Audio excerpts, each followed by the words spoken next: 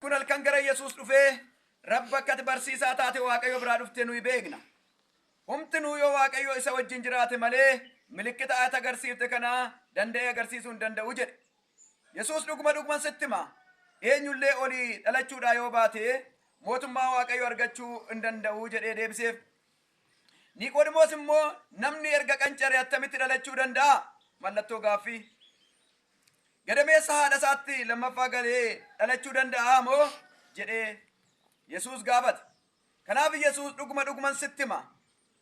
Eenyullee bishaanii fi hafuura qulqulluu yoo dhalachuudhaa baate mootummaa Waaqayyootti galuu hin danda'u. Ameen. Haleluuyaa. Haleluuyaa. Egaa mootummaa Waaqayyootti galuudhaaf namni kamtu cuuphamuu qaba? Bishaanii fi hafuura qulqulluudhaan. Guddaanis, xiqqaanis, beekaanis, wallaalaanis inni jiraataa ta'e kamiyyuu eega obbare, eega sirriitti waan tokko ban, eega obbare of danda'e, fayyisaa Kiristoos Yesuus godhachuusaa eega beeke, sammuunsaa lapheensaa eega amane, hundumtuu Waaqayyo jiraataadha. Isa naaf ergame Yesuus Kiristoos ani beekeera kan jedhe hundumtuu maal ta'uu danda'a? Cuuphaa kana fudhachuu danda'a. Cuuphaan kunis immoo akkamitti geggeeffama? Gaafa jennu maal jennee baranne? Maqaa maaliitiin? Jedhame hundi keessanuu. Maqaa Abbaa, maqaa Ilmaa, maqaa Hafuura Qulqulluu sadan Waaqayyo tokkootiin. Cuuphaan kanaan alaas dogoggora. Mee akkas jedhaa dogoggora jedhame. Cuuphaa maaliitiin cuuphamuu qabna? Maqaa Abbaa, kan Ilmaa, kan Hafuura Qulqulluu sadan Waaqayyo tokkootiin cuuphama.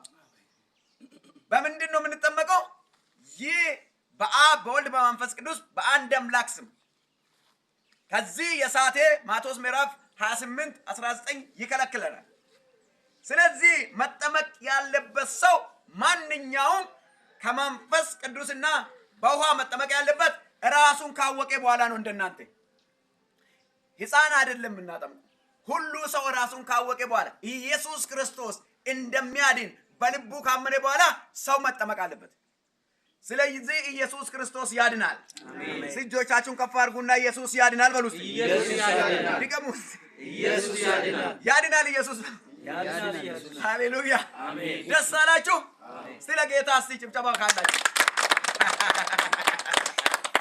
ሃሌሉያ። ከናቢ ወንጌል